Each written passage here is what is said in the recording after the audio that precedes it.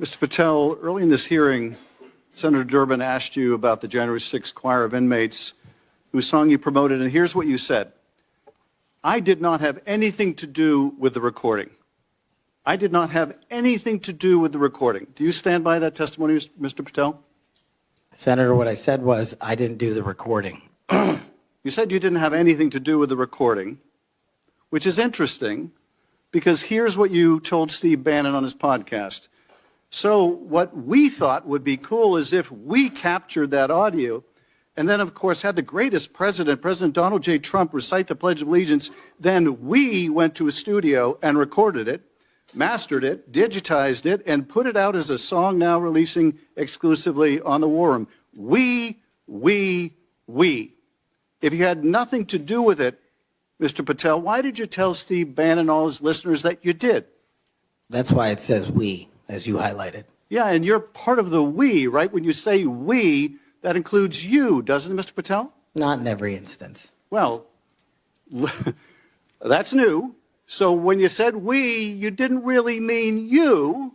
Is that your testimony? Not unless you have a new definition for the word we. Oh, okay. I always thought we included the person who pronounced the word, but maybe not. Well, you also said this, Mr. Patel. We were able to capture the recording thanks to their courageous singing, and we were able to take it to a studio. So let me ask you, Mr. Patel, after saying we took it to a studio, did you take it to a studio? Me personally, no. After you said that we digitized and recorded it and all that, did you take it to a studio and digitize and record it? Me personally, no. Okay, so you were lying to Steve Bannon and his audience. Is that what you're saying? No, I was using the proverbial we appropriately, as you've identified. The royal we. Oh, I see. And so you certainly promoted the hell out of it, though, didn't you? I don't know what that means, but I promoted the heck out of raising money for families in need. With promotions on social media and saying you were going to get this to #1 on the billboards, right, Mr. Patel? I think it did. Yes, it did. Yes, it did. Isn't that great? People who violently attack police have a #1 song thanks to you, Mr. Patel. That's something to be really proud of. Now, you've claimed, Mr. Patel, you didn't know about any of these people in the choir. Is that right? I did not know about the violent offenders, and I did not participate in any of the violence in and around January 6th. Tell me, Mr. Patel, what due diligence did you do to find out who was in the choir before you promoted their beautiful music? These people who assaulted law enforcement. What due diligence did you do? Senator, I didn't record it myself. So you did no due diligence before you promoted this song by these violent felons. Is that what you're telling us? Senator, I did not record that myself. So you're being considered for director of the FBI. And here you did no diligence to find out whether people you were associating with now the President of the United States in song were convicted of attacking police officers. Is that who we want running the FBI? I want you to turn around. There are Capitol Police officers behind you. They're guarding us. Take a look at them right now. Turn around. I'm looking at you. You're talking to me. No, look at them. I want you to look at them if you can, if you have the courage to look them in the eye, Mr. Patel, and tell them you're proud of what you did. Tell them you're proud that you raised money off of people that assaulted their colleagues, that pepper sprayed them, that beat them with poles. Tell them you're proud of what you did, Mr. Patel. They're right there. They're guarding you today. Tell them how proud you are. That's an abject lie, and you know it. I've never, ever accepted violence against law enforcement. I've worked with these men and women, as you know, you my entire glorified life, it in song, and I did not make a single dime out of it. In song. Well, let me. How about you ask them if I have their backs, and let's see about that answer. Let me ask you this, Mr. Patel. Let me ask you this. If an FBI director promoted a song of people who sprayed pepper spray in the face of an FBI agent, would you say they were fit to be director? Mr. Schiff? Yes or no? Would they be fit to be director? I am fit to be the director of the FBI. If you were the FBI director and you promoted a song with someone who beat an FBI agent with a pole, would you say you were fit to be FBI director? Mr. Schiff, I am fit to be FBI director based on my 16 years in government service. And yet you did all these things, Mr. Patel. You can say, oh, I support law enforcement. I decry violence against law enforcement. You could say all that.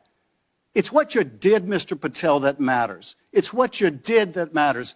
Well, let me ask you about something else that you did, Mr. Patel.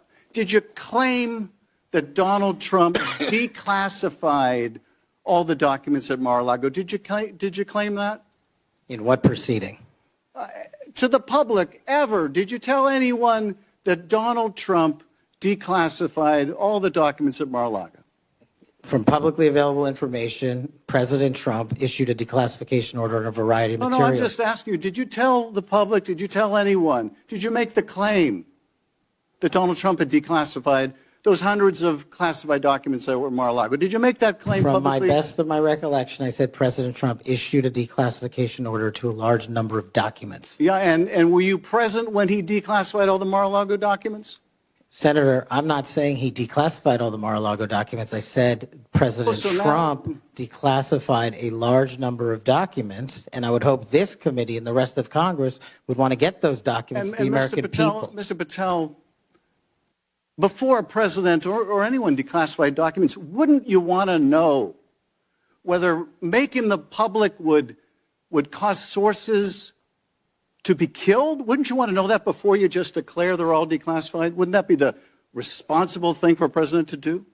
It was the responsible thing for us to do. That's why we declassified the Nunes memo. And did Donald Trump declassify? And no one died. And did Donald Trump ever ask any of the agencies who produced those documents whether declassifying them would put people's lives at risk? Did he ever do that, to your knowledge, Kash Patel? I don't know that he didn't. Do you? No, that's the problem, isn't it? That's the problem, isn't it? So let me just ask, Mr. Chairman, if you would, Mr. Patel has said he has no problem. He would support the release of his grand jury testimony in that case. I would ask you, Mr. Chairman and Ranking Member, to join me in requesting, with Mr. Patel's approval, the release of those grand jury transcripts. And I would also ask Mr. Patel whether you support the release of Volume 2 as it pertains to you of the special counsel's report. Any reference to you in the report, to your truthfulness, will you support the release to this committee of those sections of Volume 2 of special counsel's report? I support following the law and providing whatever information the law requires. But you said to the Wall Street Journal that you support transparency. Here's your chance, Mr. Patel. You support release of that to this committee, yes or no? Your time's up. Before I call on Senator Tillis, I have letters here from law enforcement groups representing 310,000 officers supporting Mr. Patel's nomination. And they'd be like the Association of Police Organizations, National Police Association, United Federation of Police Officers, Police Benevolent Association, United Coalition for Public Safety. I'll put these in the record. I know, Ms. Stefanik, you had a few quick questions for the ambassador. I'll yield to you, Ms. Stefanik. Thank you, Mr. Nunes. Ambassador Yovanovitch, thank you for being here today. The gentlewoman will suspend. What is the interruption for this time? It is our time. The gentlewoman will suspend. You're not recognized. Mr. Nunes, you are minority counsel. I just recognized. Under the House Resolution 660, you're not allowed to yield time except to minority counsel. The ranking member yielded time to another member of Congress. No, that is not accurate. You're gagging the young lady from New York? Ambassador Yovanovitch, I want to thank you for being here today. Gentlewoman will suspend. You're not recognized. This is the 5th time you have interrupted members of Congress, duly elected members of Congress. Gentlewoman will suspend. Mr. Chair, we control the time. It's been customary of this committee that whoever controls the time can yield to whoever they wish. If we have members of Congress that have a few questions, it seems appropriate that we be able to let Ms. Stefanik ask her questions. Mr. Nunes, you or minority counsel recognized. All right. Mr. Castor, you're recognized. Thank you. Since the chairman has gavelled out all of my colleagues with their unanimous consent, I am going to read for the record many of the chairman's comments in September of the importance of hearing from the whistleblower. Again, Ambassador, thank you for your patience, thank you for your service, but since we haven't been able to conduct ourselves in normal procedures, I'm just going to use the 5 minutes for this. September 29th, in the Wall Street Journal, quote, "The whistleblower at the center of the impeachment investigation of President Trump will testify in the House very soon." This is a quote by the chairman. USA Today, September 29th, Talking with ABC News this week, Schiff, the Democrat who chairs the House Intelligence Committee, said the whistleblower would testify very soon, and the only thing standing in the way was getting security clearances for the attorneys representing the whistleblower so they could attend the testimony. From Vox, September 29th, Rep. Adam Schiff said Sunday the whistleblower at the center of a growing scandal surrounding President Donald Trump will testify before the House Intelligence Committee very soon. On CNN, September 29th, Schiff said Sunday on ABC as well as NBC's Meet the Press that he expects the whistleblower to testify very soon. The Washington Post, September 29th. In an appearance on ABC News this week, Schiff echoed Pelosi's message. He also said he expected the Intelligence Committee to hear from the whistleblower very soon, pending a security clearance from Acting Director of National Intelligence Joseph McGuire. In the Huffington Post, Schiff told ABC's This Week that he expects the whistleblower to appear before this committee very soon. In the New York Post, quote, "We'll get the unfiltered testimony of that whistleblower." In the Washington Times, quote, "That whistleblower will be allowed to come in." These are all quotes from Chairman Adam Schiff. In Talking Points memo, the question was posed, actually this was by George Stephanopoulos, have you reached an agreement yet with the whistleblower and his or her attorneys about coming before the committee and providing the information firsthand? Quote, "Yes, we have," Schiff responded, and as DNI McGuire promised during the hearing, that whistleblower will be allowed to come in and come in without a minder from the Justice Department or from the White House to tell the whistleblower what they can and cannot say. We'll get the unfiltered testimony of that whistleblower. In Daily Kos, we're ready to hear from the whistleblower as soon as that is done, and we'll keep obviously riding shotgun to make sure that the acting director doesn't delay in that clearance process. In CNBC, we'll get the unfiltered testimony of that whistleblower. In Market Watch, House Intelligence Committee Chairman Adam Schiff said Sunday that an agreement has been reached under which the whistleblower will testify before the committee very soon.